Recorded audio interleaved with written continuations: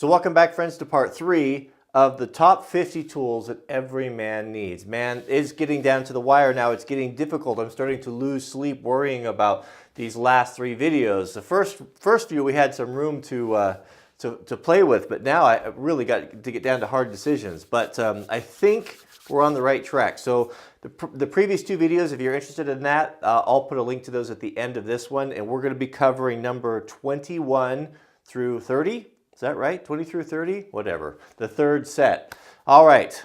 Number 21. Extension cords. You got to have extension cords. Now, there's going to be a couple options with these. And of course, if you go to Home Depot or your box store, you're going to see all different types of lengths, sizes. They're going to be anywhere from 10, 25, 50s, and 100s, and different thicknesses. And sometimes it's really tempting to buy the inexpensive cords that are a smaller diameter, but that comes at a price. It's going to be harder on your tools if you're starving them for power. It's not good for the motors. So if you're running, big saws, skill saws, if you're running tools that you're putting a lot of load on, you might want to think about sizing up those cords a little bit. Now, you're going to see the 3. You're going to see the great big heavy contractor versions. You're going to see something kind of in between. And I should have looked at these at the gauge. I like this gauge. What is it? 12. Is it 12 AWG? That's my favorite. 3.31 millimeters or 12 AWG. I like this size here. I'm not a contractor anymore. I'm not running tons of tools. So it's a kind of a good price point. You don't really need those super fat thick ones. They're twice the price. They're really expensive. What you're looking for, you want 50s. Only buy 50s. Don't buy those 100-footers for just a common guy. They're just too much hassle. They're heavy. They take forever to roll up. They're really prone to tangling. They're just too much. If you need that, buy 250s. I'll always buy 250s over 100 if I have the option. They're just so much more manageable. Now, if you're going to have a cord that's going to be inside of a wood shop, or you just have a small garage and you don't plan on stringing stuff out all over the yard, get a 25. Get a 25, and that's the best way to go. I would recommend that you get the ones with the light at the end. Man, it's aggravating not knowing, you pull the switch and the trigger doesn't work. Is it my tool or is it the cord?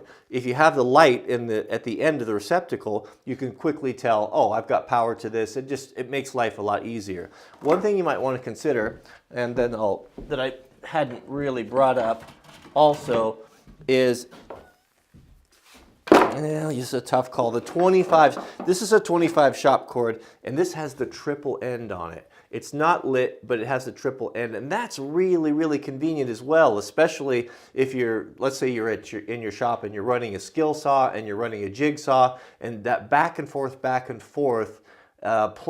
is kind of a hassle. The problem I have with these guys is they catch on everything. Whenever you're pulling it or you're trying to wrap up or finish the day, this thing will hang up. My uncle or cousin had a cousin that was a contractor. I think he did roofing. He said, boy, if you're ever falling off a roof, just grab a hold of an extension cord, because that sucker will hang on to something. It's so true. So true. So 25 for the shop. So here's the better option. Do I have my splitter? Yes.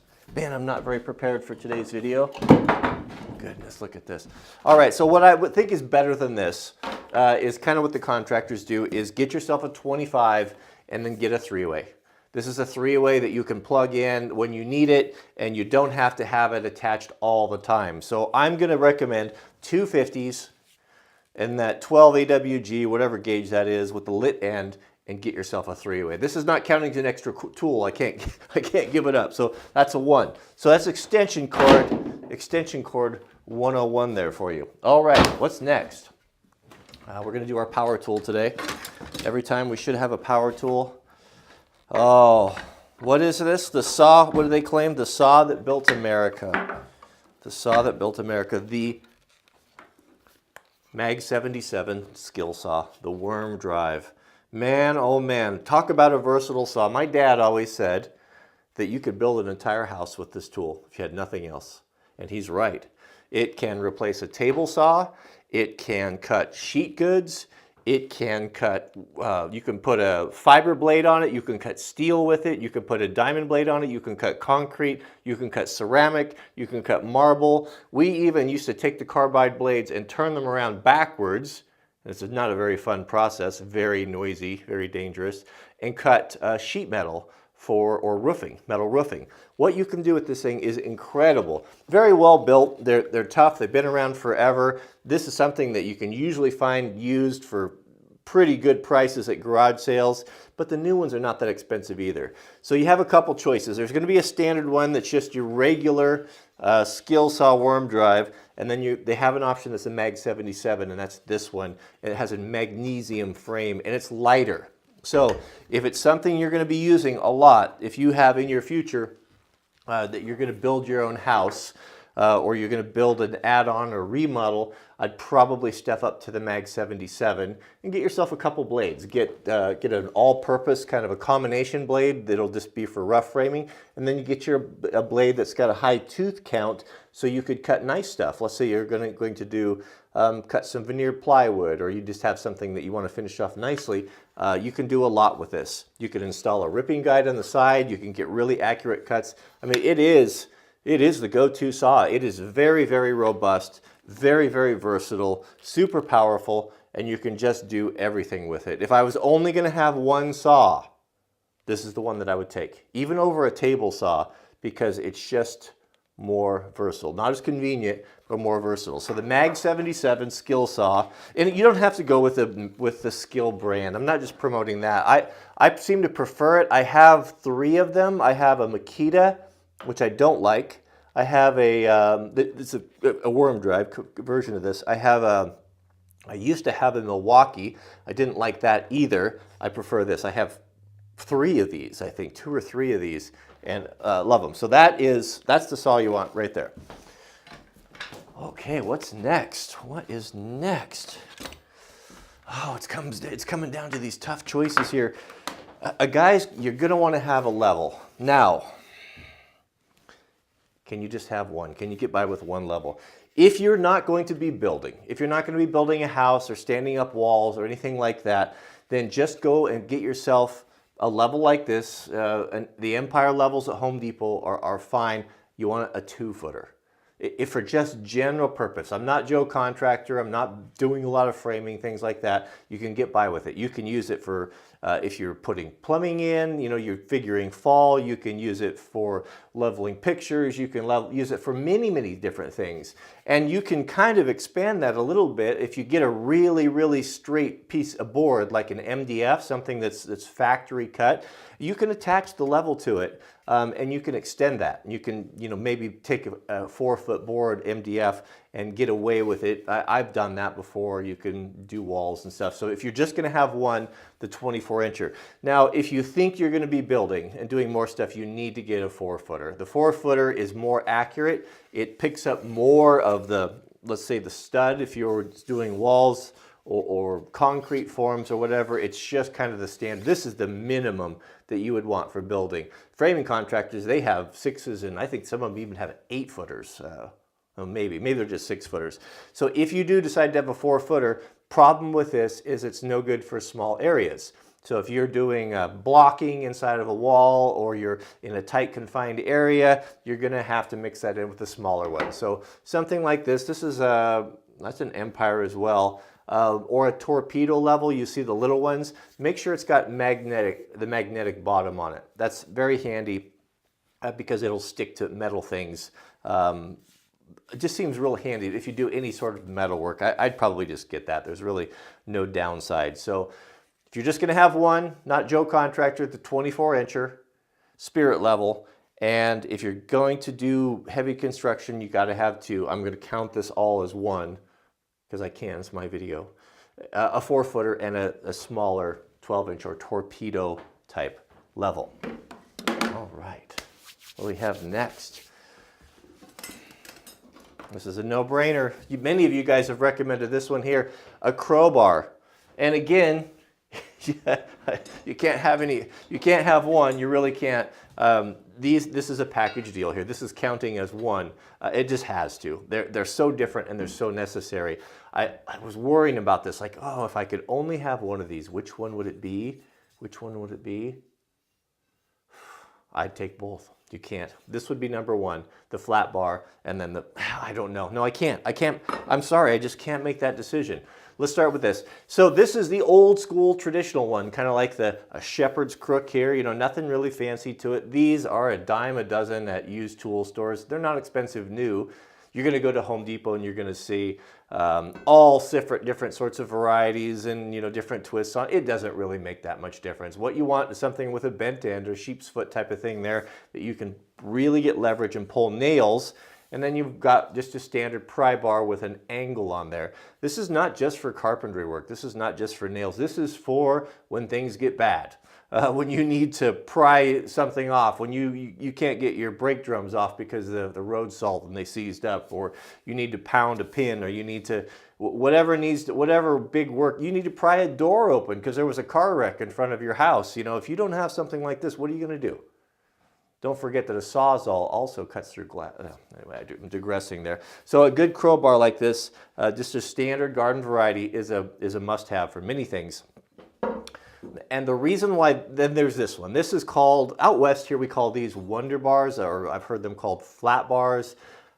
Can't live without it. This is going to be something that when I'm working in framing, this is in my tool belt. It's going to be used for lifting up plywood, if you're nailing stuff on the walls. It's going to be used especially when you're installing doors, or you need to get behind something that's really thin and pry it, that you want to save, like siding, a bazillion different things. But this is the standard variety one. It's many tools in one. It's very thin. It's called a flat bar. There's a nail puller here. There's a nail puller there that works kind of. I never really use these for nail pulling. They're not super effective for that. This is a way better tool, but this, I'm gonna call this a match pet set. So a standard big full-size crowbar and a flat or a Wonder bar. Those are, gotta have them. Just gotta have them. All right, more tough decisions. A guy needs to have a way to find out what's going on with electrical stuff. Even if you are not an electrical engineer or have a great vast knowledge of that stuff, you have to have it, and you can't just have one. Well, I guess you could. You could, if I was just gonna have one, a voltmeter. A good voltmeter like this. This is a Fluke, decent quality, good quality voltmeter. This is going you'll be able to test current. If you're going to work on your house and you want to know if the power is off, yeah, you can flip the breakers and all that. But you know, for me, even when they're flipped off, I like to know. It makes me anxious working on electricity if I'm not 100% sure it's not live. And as many, even our cars now, and as sophisticated as things are getting, it used to be you could get by, you know, this is what Granddad had, you know. This is just a 12-volt tester. It's got an alligator clip on it, and you put this on the ground, and we used to stick it on the key and poke around and check and see, am I getting power to stuff? I could check and see if the fuses are bad. If you're wiring trailers, if you're really low-tech stuff, this is a great tool. This is what I grew up with using with him. And it was good enough. Everything was 12 volts, and the light came on and all of that. But not so much anymore. You know, now things have specific voltages that they require.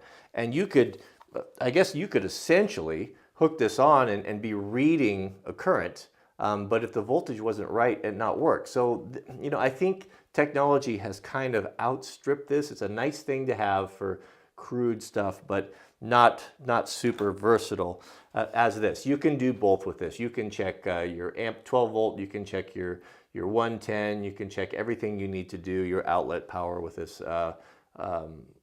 It's pretty versatile, pretty versatile. Am I going to use this? Am I going to be packing this around when I'm working on my tool belt? No. I mean, we have these little tiny ones now that I can stick in an outlet that are, you know, going to tell me, is it 240? Is it 120? Is it hot? Is it not? It's got an audible alarm. It's a lot less clumsy to deal with. So, yeah, it'd be nice to have all three, wouldn't it? You'll have to make the judgment call on that. So, getting really specific, really getting into, and I might be going too detailed here.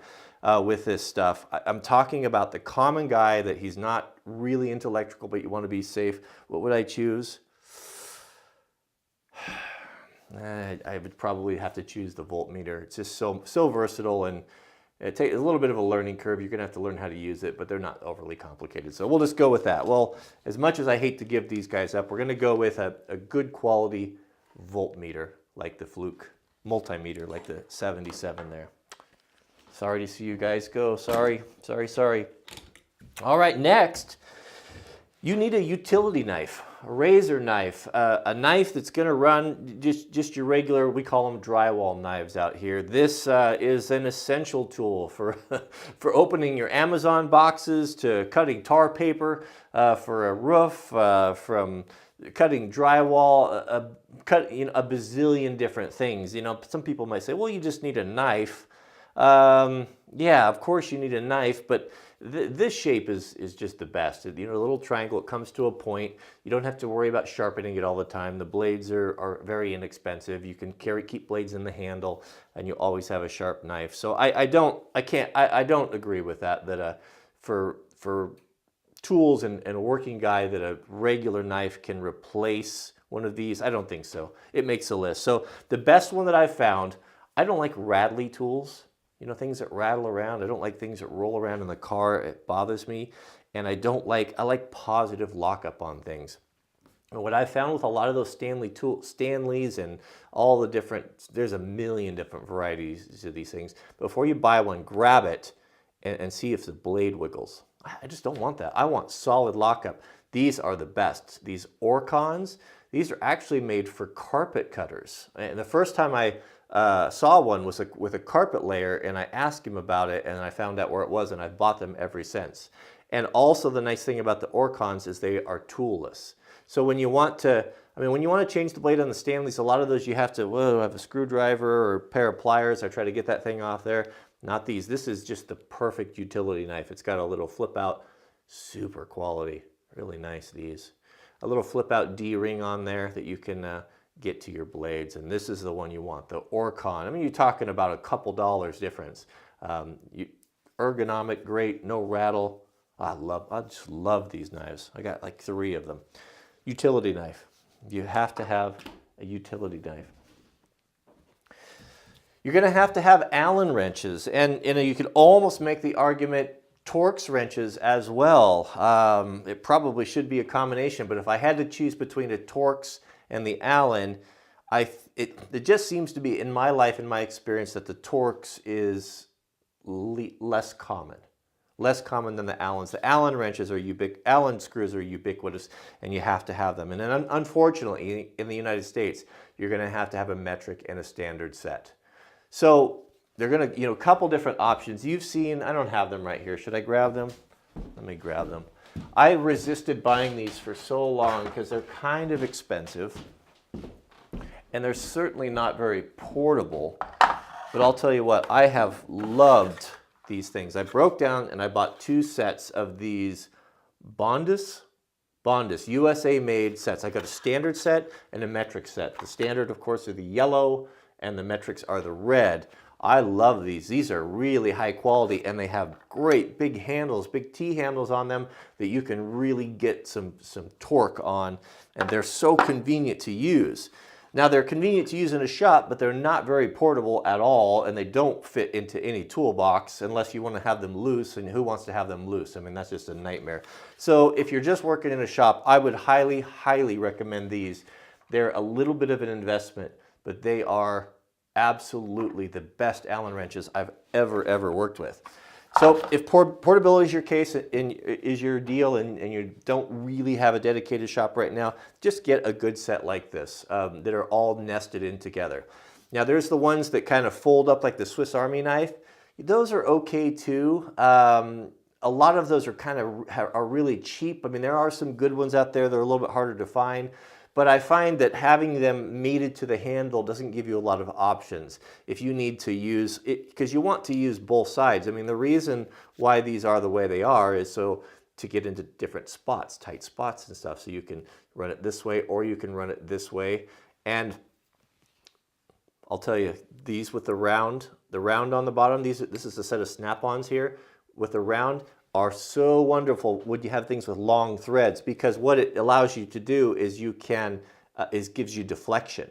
This tool will operate at an angle. So if you got a screw and something's in your way and you can't get to it, sometimes you can come in there and you can turn that and get to it. Those little ball heads on there are, I would look for that. I would look for USA made Allens and configuration just like this, metric and standard. Size-wise, I think this is a great set. This is 3/8 down to 0.050 or 1/16 of an inch. I don't know that I've ever used that teeny tiny one. I would say a 1/16 to 3/8 or would be even half would be a pretty respectable set. This here, the Bondus set, what's this go to? Yeah, 3/8. A 3/8, that's a big Allen. Yeah, we don't need to go up to 1/2 inch. You start getting into big industrial stuff there. We don't need that. 3/8 is a good size, but go with something like this. I'll see if I can find a non-snap-on version that's a little bit better priced than these, but these are wonderful. Allen wrenches, you got to have 2 sets. There's just no way around it. No way around it. All right, we got only 2 left. Channel locks. Channel locks. I have a dozen pair of these in all different sizes. I've got the great big giant ones that I use all the time, especially if you're doing irrigation stuff. But if you're not doing really big monster stuff, a size like this is probably just about right. This is probably about an 8-inch, what do they call these, an 8-inch set. I'll put a link to my choices of these tools down in the subject heading of this video so you can check that out. And I'll put the ones that I recommend on there. A Channel Lock brand, no problem with that. I've got Snap-on, I've got Channel Lock brand, multiples in several of them, and I can't say that I've ever really noticed a difference, apart from the fit and finish is a little bit nicer on the Snap-on. But Channel Locks gives you the ability, it's the next step above pliers. When pliers won't get it done, or pliers really won't grab onto stuff that's very big, these will. I mean, they'll open up a long way, and it gives you just so many options. Remember, we had a metal shop teacher in high school. We had a really good metal shop, and he was a brilliant machinist. And he came in, he was a really opinionated guy. He came in and he was so angry. He had watched, I don't know, was it 60 Minutes or what was that? What's that old guy that's was always complaining about stuff? Rooney? I think he did a segment talking about how useless channel locks were.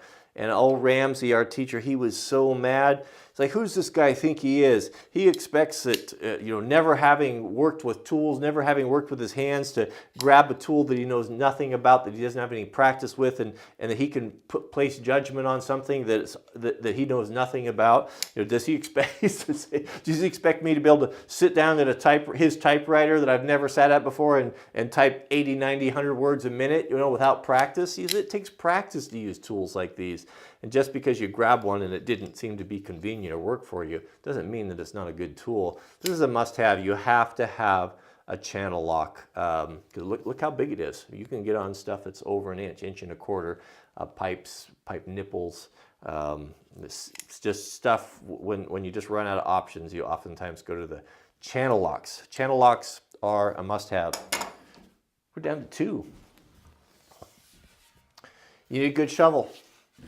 Need a good shovel, and there's we got 2 choices with shovels. We've got a spade, a digging shovel like this, and we have a flat point, which is more of a scraping shovel for scraping up stuff, for shoveling snow and that sort of things. Those sort of things. I almost said, okay, well, you have to have 2 shovels. You have to have a square and you have to have a spade. But I have those, and to be honest with you, I rarely use it. There's no question on which one would be more important. You want a good quality spade. Now, most of the shovels that are made in a big box store are rubbish. They're just terrible. They are poorly designed. They're much too bulbous and round. They're good for carrying material in that they have a lot of surface area if you're just moving sawdust or bark dust, or you're moving gravel, but they're not great for digging. So you want something that has way more of a spade on it like this. This is a wildland firefighting shovel, and it's completely different than a normal shovel, and you can look at it at the angle. And this is made for scraping and for moving material. If you're moving hot burning embers and things, it carries it really well. You can see kind of in the pocket, it's got a real pronounced, it's a concave, really a pronounced radius there to hold that material in there. And some guys said they don't like digging with them because they come at a different angle. So to actually get it, if you're digging straight down, you know, the shovel handle has to be an extreme angle like this. I haven't found that to be a problem, and I don't mind digging with it at all. I won't grab one of those old ones, those other ones, the traditional shovel. I like these. They're expensive, but this is a heritage tool here. This is one that's going to last you forever. These are all forged. They're made in USA. A lot of the good ones, this one I think is made in Ireland. For some reason, Ireland makes really nice fire shovels. Hard to find. I think Council Tools has them. I don't know if I'm going to be able to provide you a link for these. I will look. If I can, I will put it in there. But if you can't find that, go to a landscaping store or a place where they sell pipe or excavators shop. People who use shovels for a living, and get a shovel there. Don't buy the stuff that they have at the big box store. It's just rubbish. Hammers.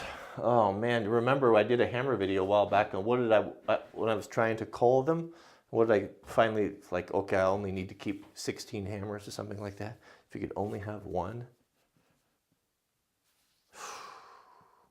It'd have to be a claw hammer.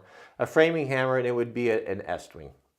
I don't like Estwing per se to swing or work with for a long time. I would never recommend it for a full-time framer because of the steel is hard on the joints. The vibration that translates through the steel into your elbow gives you a sore elbow or a tennis elbow. But for an all-arounder, they are tough as nails. You just can't break them. They're very affordable.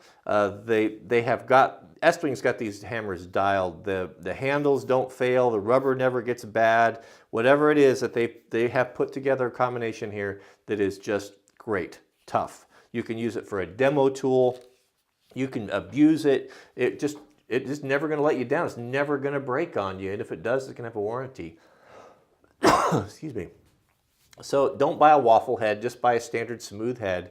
And don't buy one with a really pronounced or curved carpentry type of tongs on it. What's the word? Claws that'll hook down like this because they're unhandy for prying. Those are intentionally made for pulling nails. You can still pull nails with these, but what you'll find is if you can use it to chip ice, you can use it for chipping out bricks and breaking stuff, you can use it for demo, and you can still, it's flat enough where you can get it underneath things and use it as a prying tool. It's just the all-around hammer.